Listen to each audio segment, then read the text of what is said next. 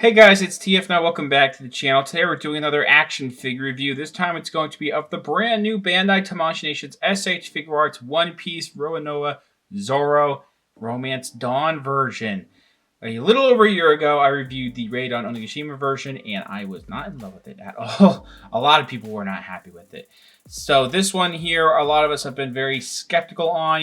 Things are not going to get in the way as much as, the look that he had for Raid on Onigashima. And I'm just going to get this no matter what because I'm still in the early arcs. I've always liked the early arcs of One Piece 2, and this look is just iconic for this character. I'm really hoping that this is somehow not bad. So let's just go ahead, take a look at the packaging here. You do have the figure in the box, a lot of the accessories there. Top left says One Piece. On the right there, you have different images of Zoro going on there. It says the character's name and which version of the character it is. As S.H. Figuarts, again, it says Roronoa Zoro as well as One Piece Romance Dawn. Doesn't say One Piece right there. So we do have the Toei logos as well as the Tamashii Nations and Bandai logos and quality sticker and all that you're familiar with. Top here, it does also have S.H. Figuarts, Roronoa Zoro. Once again, you do have a nice three-sword style going on there. Now it says One Piece. On the opposite side, it's just going to be different images of those faceplates that we see there. On top here, just like with the other figures in this line, it's going to have this indent shaped like the straw hat. Pretty much tells you what this line is about. This is what the bottom looks like here with that image of the more stern expression. On the back here, you do, if I can actually zoom out, there we go. We do have where it says the character's name, a bunch of different posing and action. You can see that Luffy faceplate there, getting all the way down here. You do have, I did import this from Amiami, so you do have the Japanese and everything, and then you do have ages 15 up Bandai Namco as well as the barcode in case you need it. Let's go ahead, get this figure out of the packaging. I am happy to say that this figure doesn't suck, at least to me. I think it's really good, leagues better than the previous one. It's not perfect, but I still really like what's going on here. I need to mess around with it a little bit more because I just took it out of the package. I need to mess around with it. Gotta check out these accessories, which, let's take a look at those accessories, then we'll take a closer look at the figure. I want to show off some quick posing because it feels like I don't get a full range of motion in certain poses to show off sometime to you guys. This is a, getting ready to attack pose he's in with the thumbs sticking out type of hands, that sheath on his hip with, the three swords there. Looks pretty good. Those hands don't really actually hold those handles all that well, unfortunately. Torso articulation's a little bit hindered, but it still is pretty good. Definitely better than last time. The legs do look a little weird, but that's just kind of how they did it with the single joints here. It was just like it last time, and just going to be like it here. Now, in this pose, we do have the three-sword style, which I'm not doing the greatest job posing this, but it still looks rather nice. And you can get it to cross its arms pretty well and pretty much hold that sword in the mouth also very well. Here's a quick look at all of Zoro's accessories laid out here. I'm going to get some shots with a couple of angles just so you get an idea of everything here. It only comes with slightly less stuff compared to the previous release only because it had an alternate bicep piece. This comes with just about as much as the previous one though, right down to having an extra faceplate for Luffy, which we'll talk about in a little bit. Let's talk about the hands though. So these are the hands I was talking about earlier. These are more of these thumbs sticking out and the index finger being a little bit more separated type of hands. And these don't look bad. They're just, well, there actually is paint on here, but it's painted in just this one skin tone. It looks a little bit glossy in the light here. But, detailing in the fingernails, actually really good. You have some ridges going on the thumbs too. There's that. Now, just to give you an idea of what I was talking about earlier. So you put this in there. It's not impossible to hold it, of course. But you get to about that point, and it will kind of bend down a little bit. It can stay secure if you're pushing this in, back into the fingers there. But by all means, these hands really are meant for just getting ready to attack and looking like it's holding the swords. Whereas these really will hold that in there, and they hold that in there nice and securely. I'm not doing the greatest job shaking it, but yeah, that is a secure grip. I wouldn't leave these, unless you're going to post this forever, I wouldn't leave these, swords in the hands. The black paint can bleed off onto the skin tone. That's happened to me before. But these are the actual gripping hands. They do have a little bit of an indent in the sculpt in the palm, so they do fit the shape of the handles of the swords a little bit better. Other than that, they, again, just molded into skin tone. Well, again, painted into skin tone, but it is also molded in this tone. There's not much going on in terms of, you know, crazy paint variation in the skin tone. But we do have some nice fingernails detailed going on there. I don't know if it's the light, but I think the thumbs look a little, you know, messy in terms of that paint. Not like anything's mismatched, but it just kind of like takes away the detail of the thumbs a little bit. And there's a little bit of some mold lines going on in here from where they did the injection, but really not that bad. Then we have more of these relaxed palm type of hands. I think these hands are reused from the previous one. Don't quote me on that. Again, I don't have it for comparisons. You know, the way that the time skip is done, I wouldn't imagine these hands being extremely different.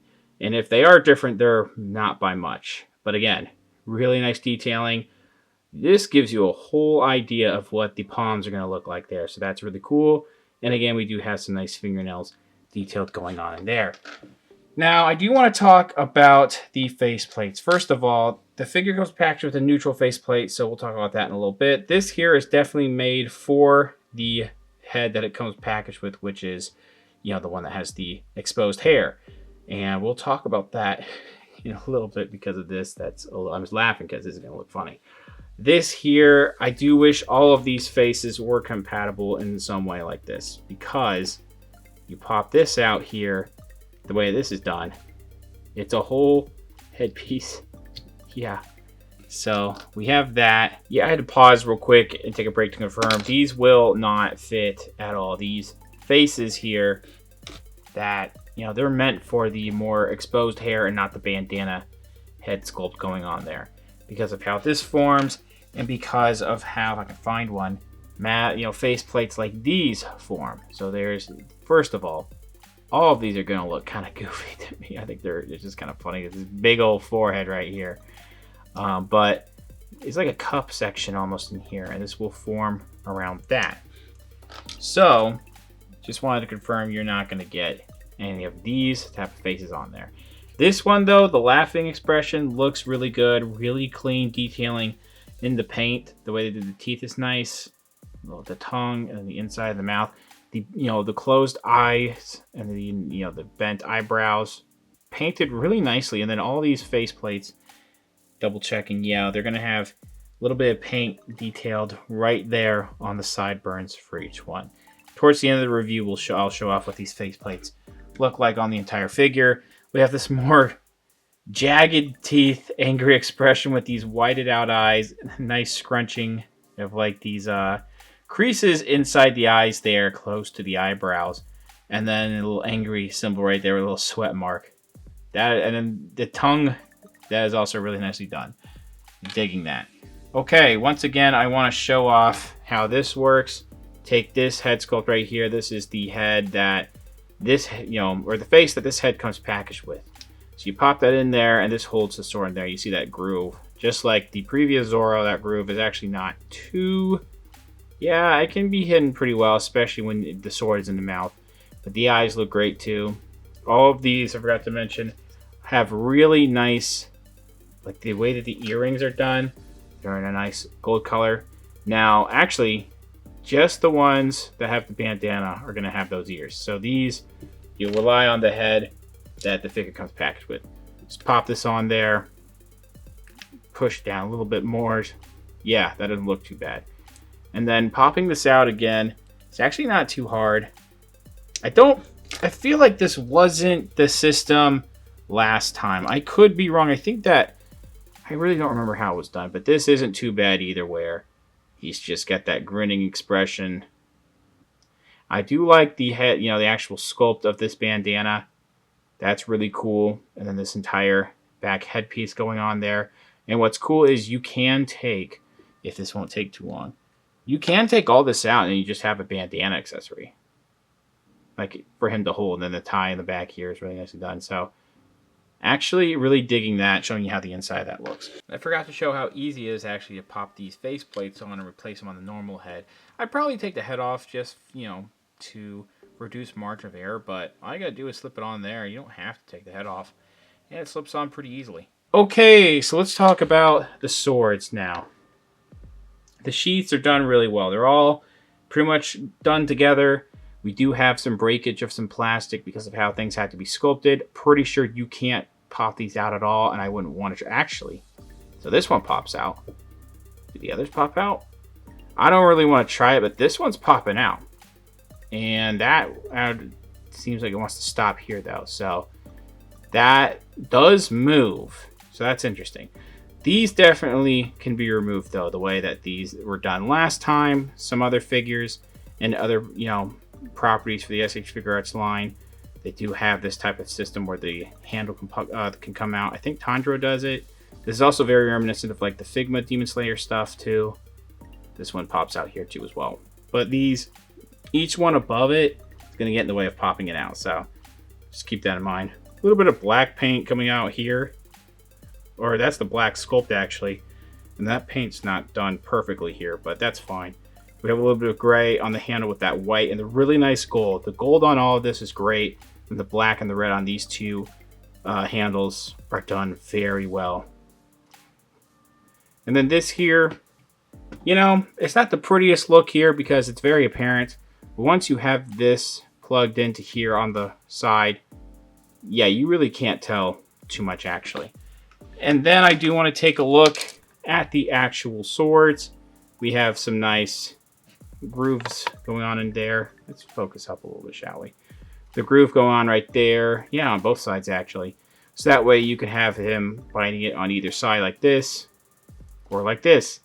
And then even though this does have that groove in there, it's very nicely detailed, similarly detailed to the the ones I was showing off earlier, those handles. We have black and silver on the blade. That is really nicely done. And that really nice metallic silver looks great. Metallic gold looks great on everything there. And then we get two of these exact same type of black and red swords. At least that the handles are black and red. But then you have the silver again. And then that black there. And I think there's a little bit of silver nicked right there, unfortunately. But not too bad. Yeah, all this looks really good. Quick image of what the Luffy faceplate looks there. It's like this more comedic, angry type of expression. Really digging that. It can go well with some of the angrier expressions that we have with this Zoro and the East Blue Nami as well. So again, I don't have the previous Zoro to compare with. I really didn't want to get another one for this review just to compare, so apologies for that. I believe that this is mostly new, even down to the pants that look similar like last time. And we'll talk about why in a little bit, but this here is definitely reused. This hair, the way that the Widow's Peak is done up here, pretty sure that's exactly how it was done last time when I look at old images. And the way that the spikes are slicked back looks very much like last time's. Now, this seems a little bit more like, let's see if I can pull up an image. A little bit more of a muted type of green. It seems a little bit more vibrant on the previous one. I don't think either is bad. I don't know which one is the most accurate. I'm sure as the series has gone on, the coloring has been different, but pretty sure this color here, which is a little bit more of a muted green, is pretty accurate to how it's supposed to look. We do have the sideburns that are broken up a little bit, unfortunately. A little too apparent, but that can't really be helped. I was going to make a mistake earlier and say that all the faceplates have ears sculpted on them, but this head sculpt, with any faceplate that is made for this head, the ears are prefixed, sculpted into the actual head.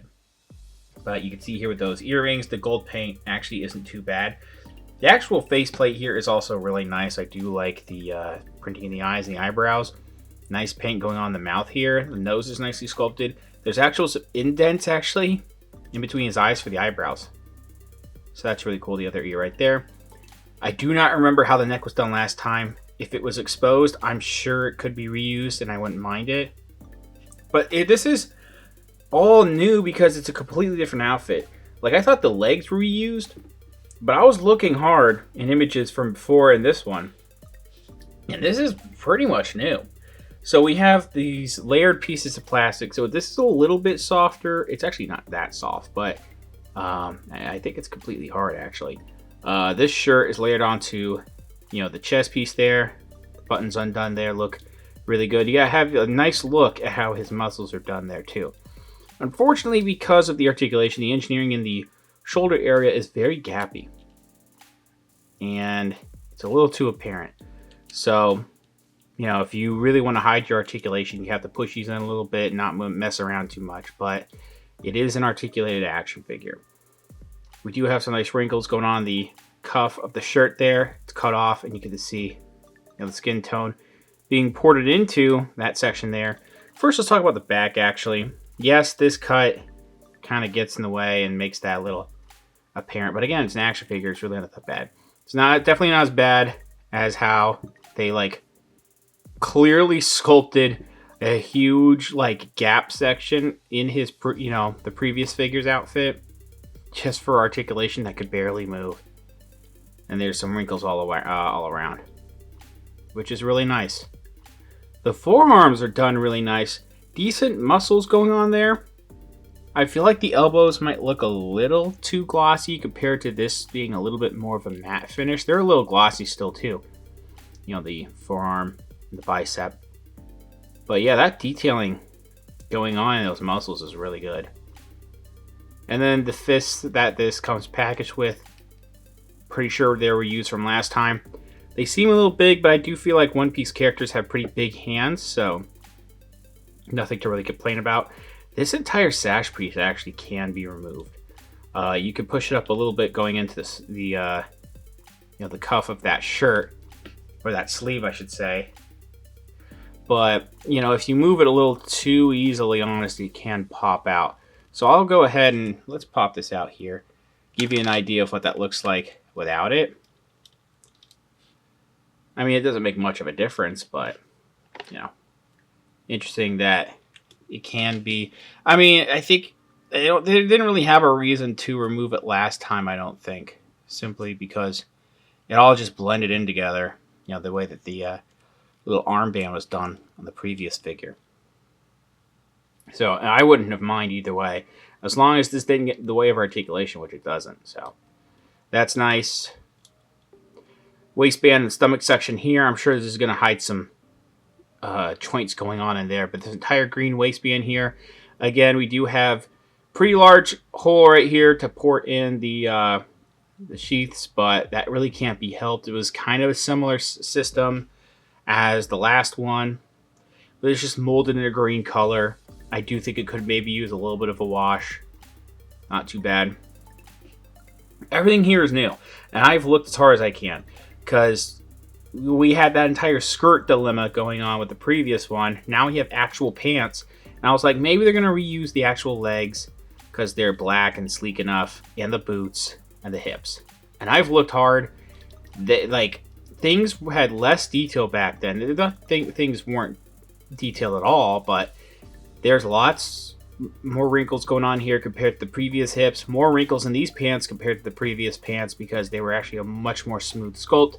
You don't have these weird sections on the back, you know, on the butt and on the crotch area that are like pieces of plastic that get in the way.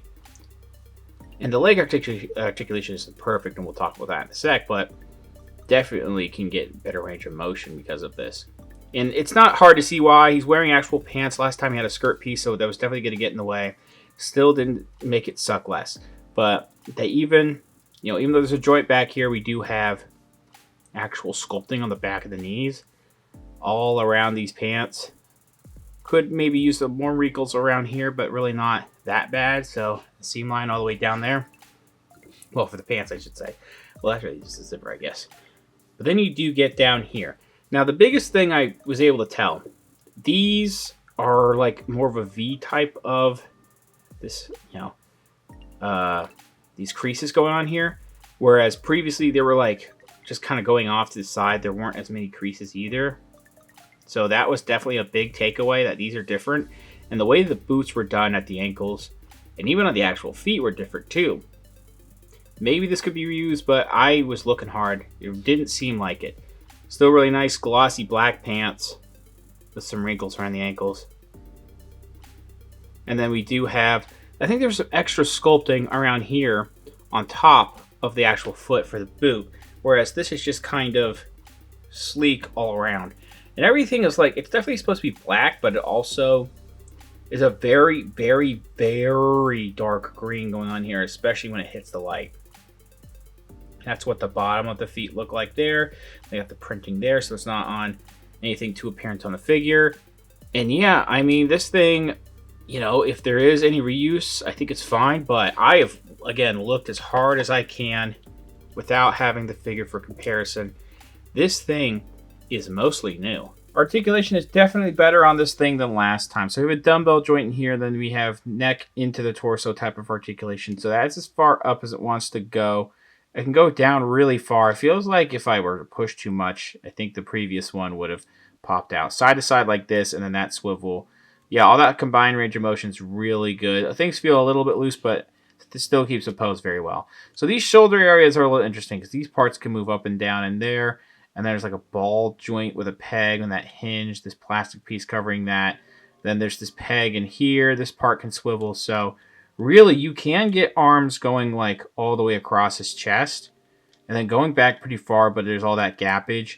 It can go up actually really far too. But then trying to do a full shoulder rotation gets kind of weird. I don't really want to do it because it feels like it's going to snag. So I think that's about as good as you can get with that full rotation there at the arm.